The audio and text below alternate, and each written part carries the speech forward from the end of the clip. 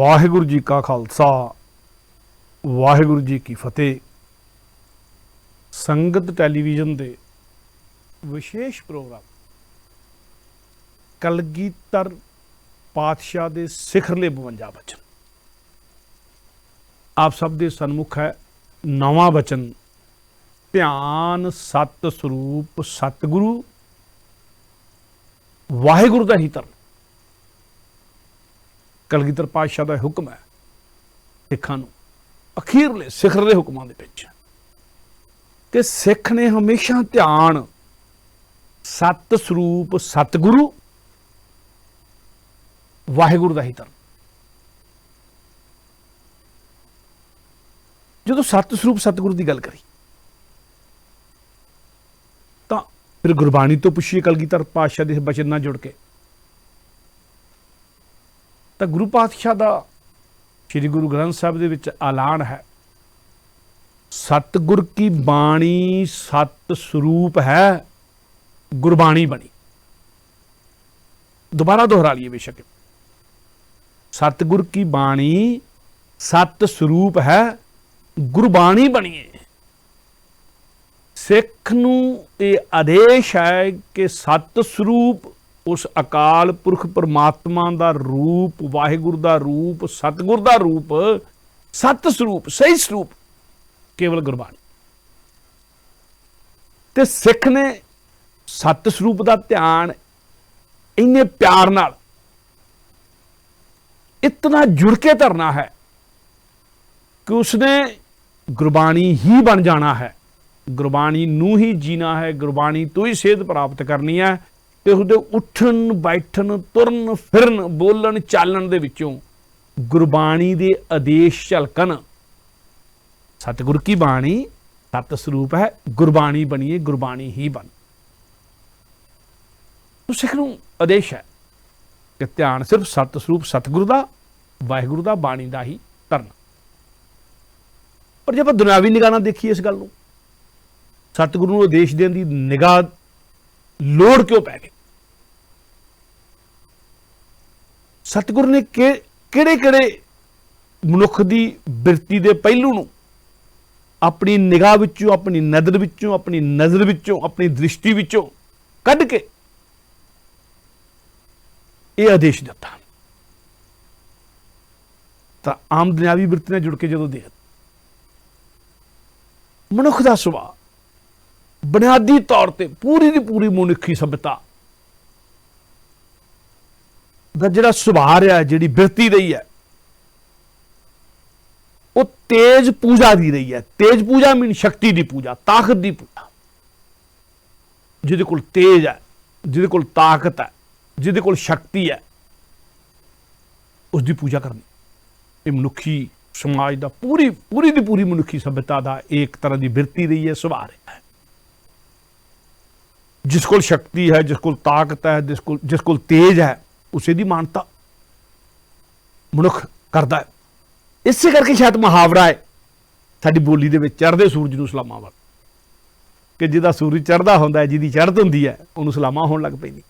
ये आपां सियासत च भी देखदे आ आपां धर्म च भी देखदे आ ये आपां समाज च भी देखदे आ आपां घरां परिवारां ते भाईचारक पहलुआं तो भी देखदे आ।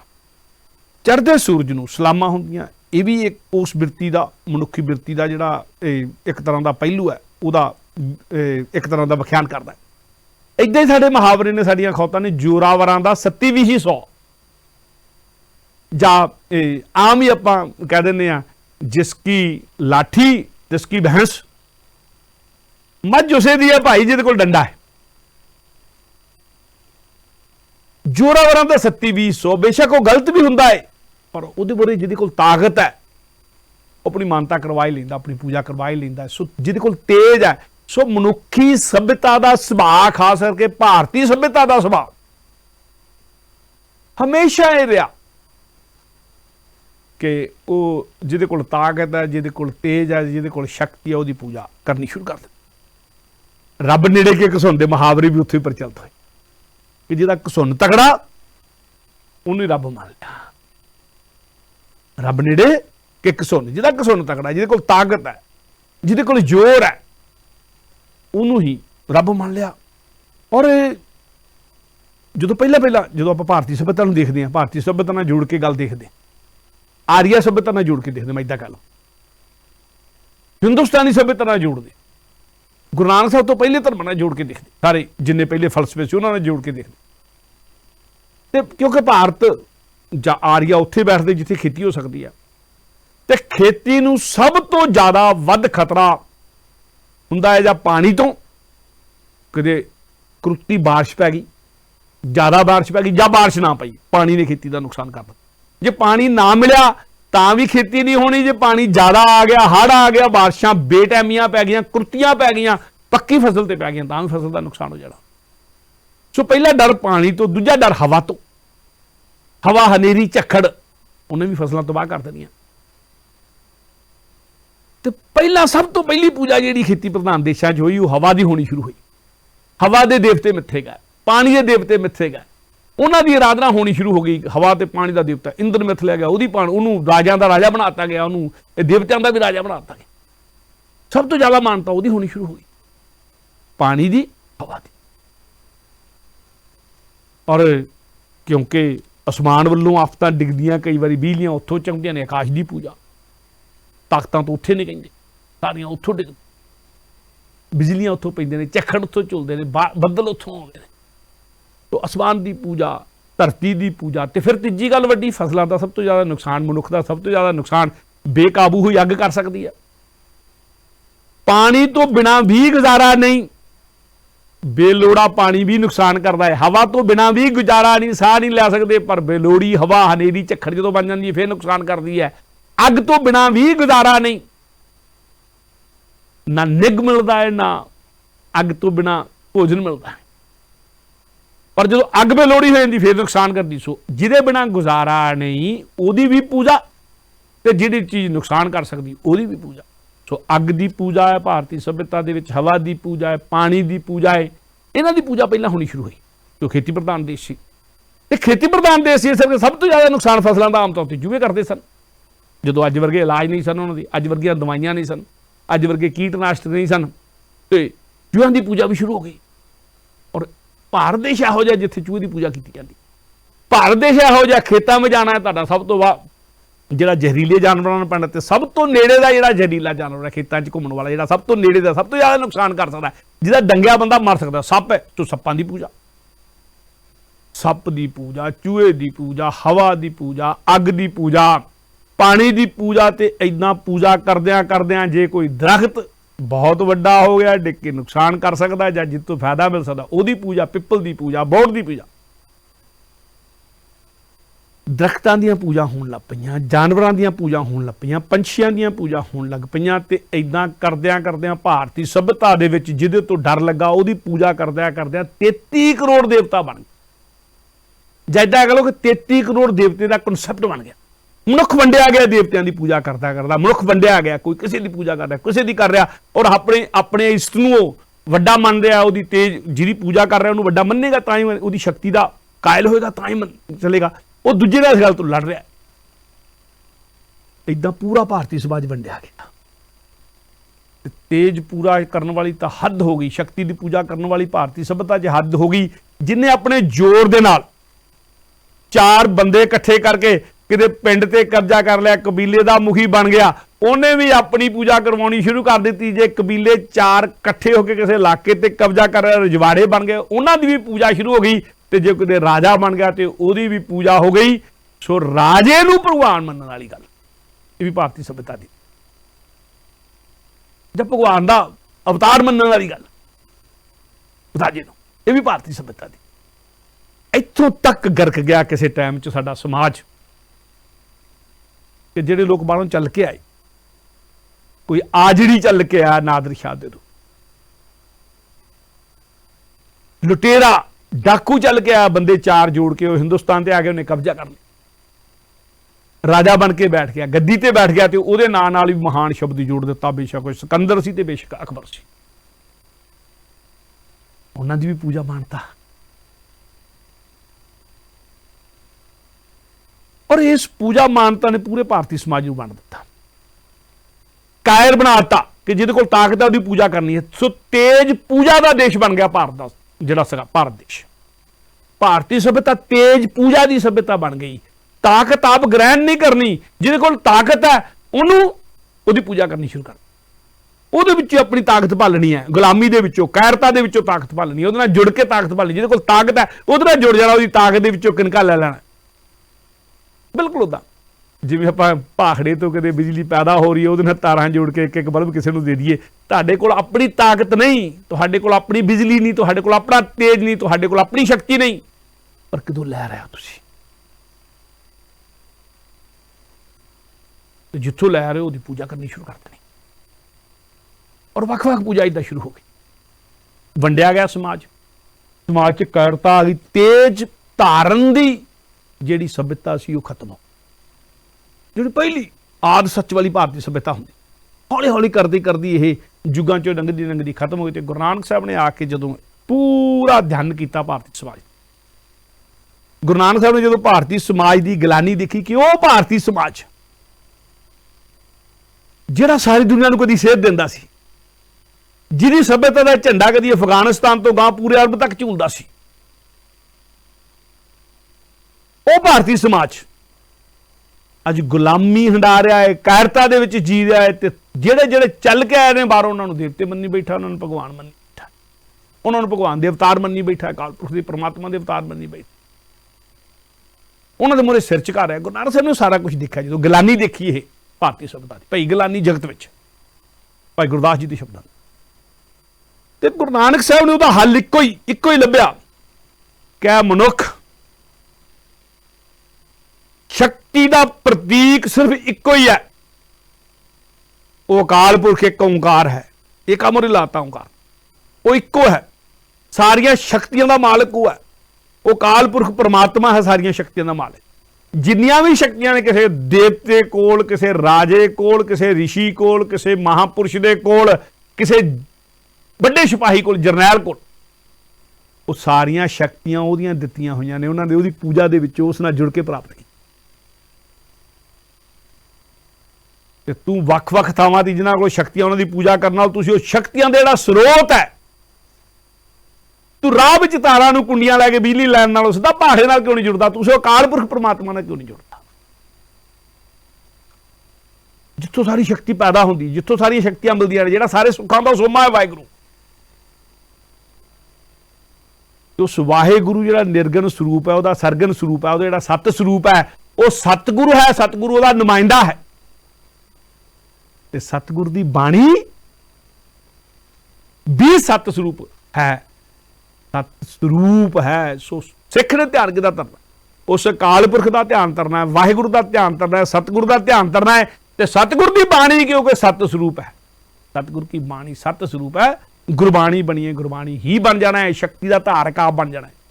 ਇਸੇ ਕਰਕੇ ਵਿਦਵਾਨਾਂ ਨੇ ਜਦੋਂ ਕਦੇ ਖਾਲਸੇ ਦੀ ਸਿਰਜਣਾ ਦੀ ਗੱਲ ਕਰਦਿਆਂ ਜਦੋਂ ਕਦੇ ਐਨਾਲਿਸਿਸ ਕੀਤੇ ਨੇ, ਜਦੋਂ ਕਦੇ ਅਧਿਐਨ ਕੀਤੇ ਨੇ, ਤੇ ਉਹਨਾਂ ਨੇ ਆਖ ਦਿੱਤਾ ਹੈ ਕਿ ਤੇਜ ਪੂਜਾ ਦੇ ਦੇਸ਼ ਵਿੱਚ ਗੁਰੂ ਗੋਬਿੰਦ ਸਿੰਘ ਨੇ ਗੁਰੂ ਨਾਨਕ ਜੀ ਦੇ ਤੇਜ ਧਾਰਕ ਖਾਲਸਾ ਪੈਦਾ ਕਰ ਦਿੱਤਾ। ਗੁਰੂ ਨਾਨਕ ਦਾ ਫਲਸਫਾ ਤੇਜ ਧਾਰਨ ਦਾ ਫਲਸਫਾ ਹੈ, ਤੇਜ ਪੂਜਾ ਦਾ ਫਲਸਫਾ ਨਹੀਂ। ਤੁਸੀਂ ਉਸ ਅਕਾਲ ਪੁਰਖ ਪਰਮਾਤਮਾ ਨਾਲ ਜੁੜ ਕੇ ਆਪ ਤੇਜ ਧਾਰਨ ਕਰਨਾ ਹੈ, ਆਪ ਸ਼ਕਤੀ ਧਾਰਨ ਕਰਨੀ ਹੈ, ਆਪ ਸ਼ਕਤੀ ਦਾ ਪ੍ਰਤੀਕ ਬਣਨਾ ਹੈ, ਤਾਂ ਕਿ ਤੁਸੀਂ ਕਾਇਰ ਨਾ ਹੋ।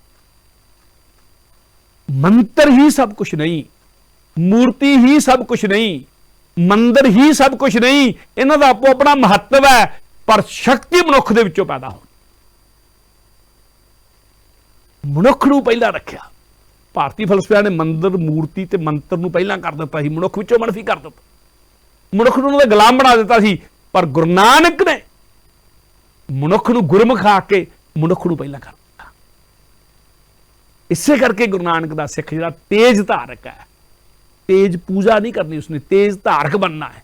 ਤੇਜ ਧਾਰਨ ਕਰਨਾ, ਤੇ ਤੇਜ ਧਾਰਨ ਕਰਨ ਦਾ ਇੱਕੋ ਤਰੀਕਾ ਹੈ ਕਿ ਉਹ ਸਤ ਸਰੂਪ ਸਤਿਗੁਰੂ ਨਾਲ, ਵਾਹਿਗੁਰੂ ਨਾਲ ਜੁੜਨ ਦਾ, ਜਿਹੜਾ ਕਿ ਸ਼ਕਤੀਆਂ ਦਾ ਸਰੋਤ ਹੈ, ਜਿਹੜਾ ਕਿ ਸੁੱਖਾਂ ਦਾ ਸੋਮਾ ਹੈ, ਜਿਹੜਾ ਆਨੰਦ ਤੇ ਖੇੜੇ ਦਾ ਸੋਮਾ ਹੈ, ਉਹਦੇ ਨਾਲ ਜੁੜਨ ਦਾ ਅਭਿਆਸ ਕਰੇ, ਅਭਿਆਸ ਕਰਨਾ। ਤੋ ਕਲਗੀਧਰ ਪਾਤਸ਼ਾਹ ਦਾ ਬਚਨ ਹੈ, ਧਿਆਨ ਸਤ ਸਰੂਪ ਸਤਿਗੁਰੂ ਵਾਹਿਗੁਰੂ ਦਾ ਹੀ ਧਰਨਾ। ਧਿਆਨ ਸਤ ਸਰੂਪ ਸਤਿਗੁਰੂ ਦਾ ਹੀ ਧਰਨਾ। ਜਦੋਂ ਸਤ ਸਰੂਪ ਸਤਿਗੁਰੂ ਕਹਾਂਗੇ, ਉਹਦੇ ਵਿੱਚ ਵਾਹਿਗੁਰੂ ਵੀ ਆਵੇਗਾ, सत स्वरूप सतगुरु का अर्थ ही यह है, वो वाहिगुरु भी है क्योंकि वाहिगुरु का नुमाइंदा सतगुरु है। सत स्वरूप सतगुरु गुरबाणी भी है क्योंकि सतगुरु की नुमाइंदगी गुरबाणी कर रही श्री गुरु ग्रंथ साहब। सो सिख ने ध्यान सिर्फ सत स्वरूप सतगुरु का धरना है। ये जी मनुख की कमजोरी सी उन्होंने दूर करने वाली कि वह कायरता के नाल ना जुड़े, वो तेज पूजा के नाल ना जुड़े, वो शक्ति वालों की पूजा ना करता रहे, शक्ति आप धारण कर। तो गुरु गोबिंद सिंह ने तो एक ऐलान ही कर दिता, फिर गुरबाणी च भी वार वार ऐलान ने, क्योंकि गुरु गोबिंद सिंह के बचन ने इसलिए गुरु साहब के बचनों के कलगीधर पातशाह के बचनों च गल कहा कि कलगीधर पातशाह ने तो ऐलान ही कर दिता कि जे तू सत स्वरूप के ध्यान तो लांभे होके बाहर जिन्नी मर्जी पूजा करता फिरे किसी होर दी, जिन्ने मर्जी तीर्थां ते घुमदा फिरे, जिन्ना मर्जी किसी का ध्यान धरदा फिरे, जी बेशक थोड़ा तेरे लिए टिका आवेगा मन दे विच, बेशक आ जाएगा, पर मुक्ति नहीं होगी क्योंकि कायर नूं मुक्ति नहीं मिलती। उस मार्ग के उत्ते कायर तुर ही नहीं सकता। सतगुरु के मार्ग के उत्ते, परमात्मा के मार्ग के उत्ते, अध्यात्मक के मार्ग के विच, अध्यात्मक के मार्ग ते कायर क्यों नहीं तुर सकता? क्योंकि सारा सफर अज्ञात का है। आम मनुख जिहड़ा जिहदे कोल हौसला नहीं, जिहदे कोल हिम्मत नहीं, वो ज्ञात का सफर तो करना चाहता है, जिन्होंने जानता होंदा है, वो सौखे सौखे राह ते चलना चाहता, बाग की सैर तो करना चाहता है, बाग की सैर करदे करदे कुदरत के नज़ारे मानना चाहता है, पार्कों च घूमना चाहता है, वो मैन मेड जंगल च जा सकता है, और घनियाले जंगलों च जान तो हमेशा डरता। वो किसी मनुख के बनाए हुए पहाड़ी रस्ते ते तुर सकता है, नज़ारे देखने तो जा सकता है, वो समुद्र के कंढे कंढे बीच के उत्ते तक घूम सकता है, पर समुद्र च छाल मारन तो डरेगा। कायर मनुख पहाड़ की चोटी ते नहीं जाएगा, आप हिम्मत करके नहीं जाएगा, अज्ञात का सफर नहीं कर सकेगा, क्योंकि जंगल में जाना अज्ञात का सफर है, नहीं करेगा। घनियाले जंगल च जाना, डूंगे जंगल च जाना, डूंगिया खड्डां जाना, उच्चियां पहाड़ियां ते जाना, डूंगे समुद्र च उतर जाना, वो कायर मनुख नहीं कर सकता। अज्ञात है, वो सेफ्टी प्रिकॉशन पहला रखेगा। कायर मनुख ते अध्यात्मकता का सफर तो सारा सफर अज्ञात का है। पता नहीं तुहाडे जी कित्थों कित्थों लंघ के जाना पैना। ते जे तुसी शक्ति की पूजा करते रहे, कायर रहे, सत स्वरूप सतगुरु उस वाहिगुरु परमात्मा नाल ना जुड़े, कायरता अंदरों ना खत्म हुई, तो तुसी अध्यात्मकता के सफर से नहीं तुरो। इस करके कलगीधर पातशाह ने ऐलान किया कि जिन्ने मर्जी कर लो ध्यान, वो सत स्वरूप सतगुरु तो बिना, अकाल पुरख तो बिना, वाहिगुरु तो बिना जिन्ने मर्जी ध्यान धर लो, मुक्ति नहीं मिलनी, क्योंकि अज्ञात के सफर से तुरन जोगा हौसला तुहाडे च पैदा नहीं कर, कायरता कायम रहनी। कलगीधर पातशाह का बचन है, सवैयां दे विच बचन है, अमृत के सवैयां दे विच बचन है, नितनेम की बाणी दे विच बचन। नितनेम की बाणी च बचन करना मतलब है कि सारे सिखां नूं पता लग जाए नितनेम करना ही जरूरी है, इस करके सारिਆਂ नूं पता लग जाए। तो कलगीधर पातशाह का बचन है, कहां भयो जो दो लोचन मूंद के बैठ रहे हो, बक ध्यान लगायो, नाथ फिरियो सात समुद्रन, लोग गयो पर लोक गवायो। की होया जे तू वो सत स्वरूप सतगुरु नूं छड्ड के, उस अकाल पुरख नूं छड्ड के, उस सर्व शक्तिमान नूं छड्ड के, सारियां शक्तियां दे बधाते उस सतगुरु नूं छड्ड के, जे तू बाकी सारियां दा ध्यान धरदा भी रहा, अखां दोने मीट के बैठदा भी रहा, कहां वे हो जो दो लोचन मूंद के बैठ रहे हो। जे अखां मीट के बैठ भी रहा तो की खट लिया, बैठ रहे हो, बक ध्यान लगाओ, वो बगले वर्गा ध्यान होएगा, ਉਹਦਾ ਮੰਤਰ रटन भी तोते वर्गा मंत्र रटन होएगा। बक ध्यान लै जिदा बगला ध्यान ला के बैठा होता मच्छी बनू, उदा का ध्यान होएगा, वो ध्यान नहीं होएगा। जे उहदे च सत स्वरूप सतगुरु मनफी है तो ध्यान नहीं होएगा। बक ध्यान लगा, कहां पे हो जो दो लुचन मूंद के बैठ रहे हो, बक ध्यान लगायो, नाथ फिरियो रे सात समुद्रन, लोग हो पर लोग गवायो। तो इस संसार के उत्ते तीर्थां के उत्ते जाके नहाउंदा रहा, तो तीर्थां दा की भावें सत्त समुद्र ने दुनिया के सारे मन्ने जाते मिथ, तो जे तू किते सत्तां ही समुद्रां ते जाके इशनान कर लवें, उत्थे जाके टुब्बियां मार लवें, नाथ फिरियो सात समुद्र, लोग गयो, तेरी जिंदगी बीत गई उत्थे वो इशनान करदियां करदियां, तेरा लोक भी गया, ना लोक का आनंद लिया, लोक गयो परलोक गवायो, तेरा परलोक भी गवाच गया, तू दोनों लोक गवा लिया। जो लोक सुखी परलोक सहेला होना चाहना है, फिर सत स्वरूप सतगुरु का ध्यान धरना ही पैना है, वो नाम दे विच टिकना ही पैना है। तो फिर कलगीधर पातशाह नूं पुछिए, कलगीधर पातशाह कहते ध्यान किहदा धरना है। तो कलगीधर पातशाह जी नितनेम की बाणी दे विच ही, सवैयां तो बाद अगली सवैये जिन्हां दी मैं जिक्र करदा हा, तीजी बाणी है नितनेम, चौथी बाणी है कविओ बाजपेयी। ਉਹਦੇ ਵਿੱਚ ਕਲਗੀਧਰ ਪਾਤਸ਼ਾਹ ਦੱਸਦੇ ਨੇ ध्यान ਧਰਨਾ ਕਿਹਦਾ ਹੈ। ਕਲਗੀਧਰ ਪਾਤਸ਼ਾਹ ਕਹਿੰਦੇ ਨੇ ਆਦ ਅੰਤ ਏਕੇ ਅਵਤਾਰਾ ਸੋਈ ਗੁਰੂ ਸਮਝਿਓ ਹਮਾਰਾ, ਕਿ ਜਿਹੜਾ ਆਦ ਤੇ ਅੰਤ ਦੇ ਵਿੱਚ ਆਰੰਭ ਦੇ ਵਿੱਚ ਜਦੋਂ ਸੰਸਾਰ ਦੀ ਸਿਰਜਣਾ ਹੋਈ ਸੀ, ਉਦੋਂ ਵੀ ਪਹਿਲਾਂ ਆਦ ਦੇ ਵਿੱਚ ਵੀ ਜਿਹੜਾ ਸੀ ਹੈਗਾ ਸੀ ਇੱਕ ਅਕਾਲ ਪੁਰਖ, ਜਦੋਂ ਹੋਰ ਕੁਝ ਨਹੀਂ ਸੀ ਉਦੋਂ ਵੀ ਹੈਗਾ ਸੀ। ਆਦ अंत ਜਦੋਂ ਇਹ ਸੰਸਾਰ नहीं भी रहेगा, कुछ भी नहीं रहेगा, उदों भी रहेगा। आद अंत एक अवतारा, वो इको ही रहेगा, आद च भी अंत च भी। जेड़ा सी जेड़ा हैगा सी आद अंत एक अवतारा, जेड़ा आद ते अंत दे विच है इको एक है, अकाल पुरख है, इको एक ओंकार है, जेड़ा आद दे विच भी सी अंत च भी रहेगा। आद अंत एक अवतारा सोई गुरु समझियो हमारा, मेरा गुरु है, मैं उसनूं गुरु मनदा, उस अकाल पुरख परमात्मा नूं गुरु। कलगीधर पातशाह दा साडा गुरु वो है जिहड़ा एक अकाल पुरख है। आद अंत एक अवतारा सोई गुरु समझो हमारा, नमस्कार तिस ही को हमारी, सकल प्रजा जिन आप सवारी, के उसे नूं ही साडी नमस्कार है, उसे दा ही असीं ध्यान धरना है, उसे दे मोहरे ही नतमस्तक होना है। नमस्कार तिसी को हमारी, जिहड़ा आद अंत एक अवतारा है। सकल प्रजा जिन आप सवारी, जिन्हें सारे संसार की सारे ब्रह्मांड की सिरजना की है, सब का सिरजनहार है, जिहड़ा सारियां शक्तियां का सरमोर है, जिहदे विचों सारियां शक्तियां पैदा होंदियां ने। साडा गुरु भी वो है, साडा वाहिगुरु भी वो है, साडा सत स्वरूप सतगुरु भी वही है। ये कलगीधर पातशाह ने अलग कर, ध्यान भी उहदा ही धरना है। पर सतगुरु, क्योंकि गल सतगुरु जो करते हैं कि ऊनी नहीं छड़, सतगुरु फिर कहते हैं कलगीधर पातशाह दोहरा के कहते हैं कि ध्यान धरना किहदा है। सतगुरु कहते हैं कि आ जिहड़े दुनिया के उत्ते तुरे फिरदे ना, उस अकाल पुरख परमात्मा नूं छड्ड के, सत स्वरूप नूं छड्ड के, बेशक जिन्ने मर्जी वड्डे वड्डे नां कमा लए उन्होंने, जे उहदा ध्यान नहीं धरदे, उन्हां नूं मुक्ति का दर नहीं मिलना, पारला दरवाजा नहीं मिलना, उन्होंने पारग्रामी नहीं बन सकना, उन्होंने दूतर सागर नूं तर के परले कंढे ते नहीं पहुंच सकना। दुनिया सागर दूतर कहिए किम कर पाइए पारो, उन्होंने पार नहीं उतर सकना।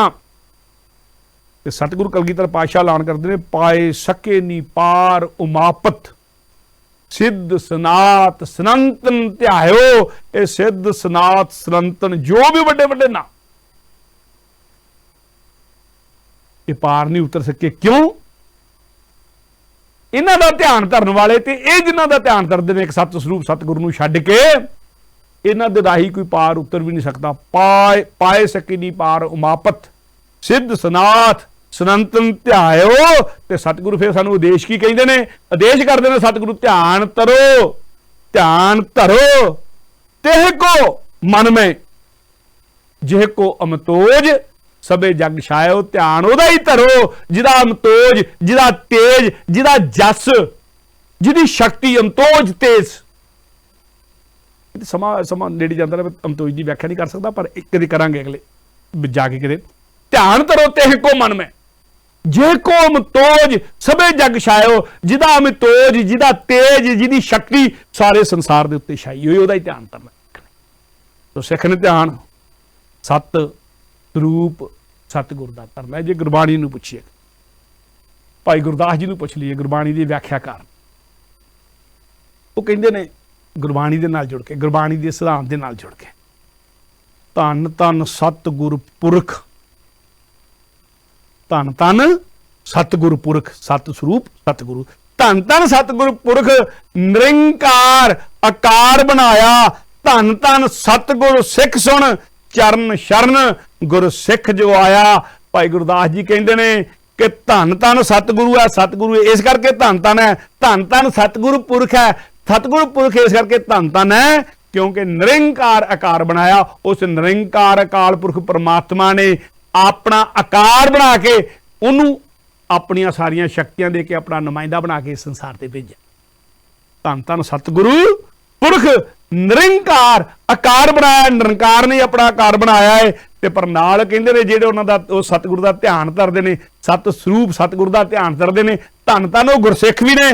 धन धन सतगुरु सिख सुन, धन धन ने ओह लोग जेड़े सतगुरु दी सिक्ख्या सुन के चरण शरण गुरसिख जो आया, जेड़े सतगुरु दी चरण शरण दे विच आ जांदे ने। सो सतगुरु दा बचन है ते ध्यान कलगीधर पातशाह दा सिखरले 52 बचनां दे विचों 9वां बचन है कि ध्यान सिर्फ सत स्वरूप सतगुरु वाहिगुरु दा धरना है।